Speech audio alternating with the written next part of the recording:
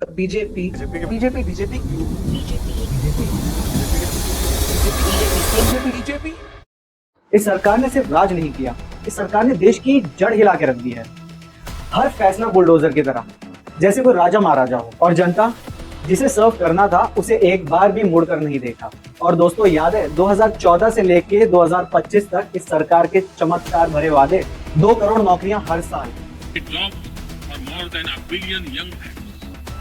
कहाँ है? महंगाई कम करेंगे, महंगाई को नियंत्रित रखने के लिए भरसक प्रयास किए। अच्छा जी, हमें तो नहीं दिख रहा।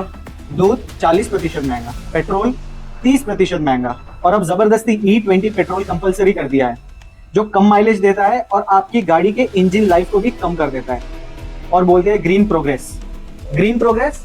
जी हाँ, ग्रीन प्रोग्रेस तो हो रहा है, लेकिन सिर्फ और सिर्फ उनके बैंक अकाउंट्स में। दोस्तों सच तो ये है, जैसे कि गोदी मीडिया कहती है कि सरकार ने कई रिकॉर्ड्स तोड़े हैं। जी हाँ, सरकार ने कई रिकॉर्ड्स तोड़े हैं, पर सारे रिकॉर्ड्स गलत डायरेक्शन में तोड़े हैं। मैं आपको बताता हूँ। Record inflation, record unemployment, record betrayal. सीधी बात करते हैं, ब्रूटल ऑनेस्टी। ये सरकार शुरुआत से गलत गवर्न नहीं हुई है, ये सरकार शुरुआत से ही गलत थी। वो पहली जीत हिस्टोरिक थी। जी हाँ दोस्तों, पहली जीत तो हिस्टोरिक थी, पर ये तीसरी जीत हाईली सस्पिशियस है। और इन्हीं बातों को देखकर राहुल गांधी और ऑपोजिशन ने वोट चोरी का पता लगाया। पहले तो ऑपोजिशन और राहुल गांधी को महसूस हुआ कि वोटिंग प्रोसेस में कुछ गड़बड़ है, तो उन्होंने 7 फेब 2025 को इलेक्शन कमीशन से 2024 में हुए महाराष्ट्र इलेक्शन की सीसीटीवी फुटेज मांगी, पर इलेक्शन कमीशन ने उन्हें साफ इनकार कर दिया और वोटिंग होने के सिर्फ 45 दिन बाद ही सभी एविडेंस को खत्म कर दिए। वाह मोदी जी वाह। इन सब बातों से लग रहा है कि इलेक्शन कमीशन को मोदी सरकार ने खरीद लिया है, लेकिन इन सब के बावजूद राहुल गांधी ने सच हमारे सामने लाकर रख दिया। यूएनआई टीम ने लाखों एक एंट्री मैन्युअली चेक करी, क्योंकि इलेक्शन कमीशन ने जानबूझकर ऐसे पेपर्स दिए थे जो मशीन रीडेबल ही नहीं होते, मतलब कोई डिजिटल स्कैनिंग पॉसिबल ही नहीं था। राहुल गांधी की टीम की मेहनत वेस्ट नहीं गई, उन्होंने वोटर आईडीज में मेजर इश्यूज पकड़े। अब जरा सोचो, ये जो आप देख रहे हो ये एक छोटा सा सिंगल रूम है। आप गेस करो यहाँ कितने लोग रहते होंगे? 2, 4, मैक्सिमम 5। जी नहीं दोस्तों, यहाँ 80 लोग रहते थे। दोस्तों ये मैं नहीं कह रहा, ये इलेक्शन कमीशन की वोटर लिस्ट कह रही है। इस एक छोटी सी झोपड़ी के एड्रेस पर 80 वोटर आईडीज रजिस्टर्ड है और इलेक्शन कमीशन ने इसे अलाउ किया है। और यही नहीं, एक घर के एड्रेस पे 46 वोटर आईडीज रजिस्टर्ड है और तकरीबन 40,000 वोटर आईडीज पे एड्रेसेस फेक निकले, जैसे कि हाउस नंबर 0। सीरियसली मजाक है क्या? 4000 से ज्यादा वोटर आईडीज में फोटोज भी सेम थे।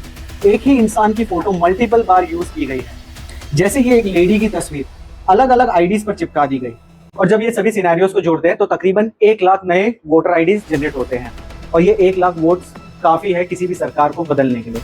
भारतीय जनता पार्टी ने दिल नहीं जीता, उन्होंने सिस्टम हैक किया। इन्होंने जनता को कन्विंस नहीं किया, कंफ्यूज किया, डिवाइड किया और सच को शोर में दबा दिया। सबका साथ? जी हाँ, सबको साथ में लूट लिया। सबका विकास? जी हाँ, सिर्फ और सिर्फ वीआईपीज़ का विकास हुआ। वैसे मेरा सवाल सरकार से यह है कि जब देश बेरोजगारी, महंगाई और कर्ज में डूबा है तो सरकार आखिर कर क्या रही है? वोट चोरी? और हाँ, मोदी सरकार या बीजेपी सरकार अब इन सभी आरोपों से इनकार कर रही है। पर अब बिहार इलेक्शन सब कुछ बदल सकता है। राहुल गांधी ने वोट चोरी कैंपेन के थ्रू पूरी ऑपोजिशन को एक झंडे के नीचे लाकर खड़ा कर दिया है। यह आवाज अब गांव-गांव, गली-गली गूंज रही है और अब जनता खाली प्रोमिसेस से थक चुकी है। स्पेशल इंटेंसिव रिवीजन के नाम पर लाखों गरीब, माइग्रेंट और मुस्लिम वोटर्स को हटाने की वजह से लोगों के दिल में गुस्सा भर रहा है।